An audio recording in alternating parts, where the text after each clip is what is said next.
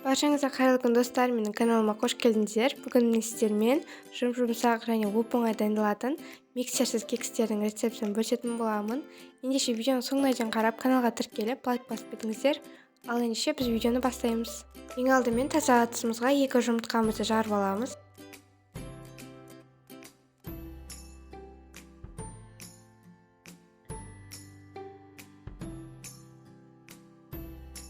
Оның үстіне қантымызды салып, оны жақсылап пиенчиктің көмегімен араластырамыз.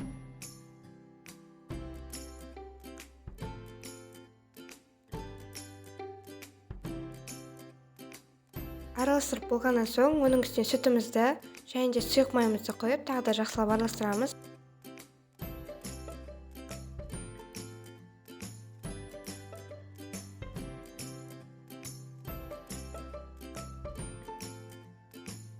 Енді електен өткізілген ұнымызға жарты қасық разрыхитель немесе сода салып, оны араластырып, манағы жұмыртқалы массамызға қосатын боламыз.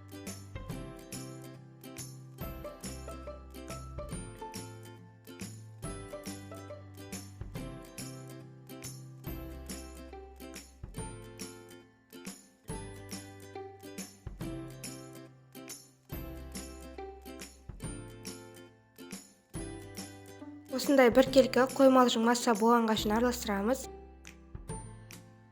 Енді кекске арналған формаларымызды дайындап, оған бір қасықтан салып шығамыз.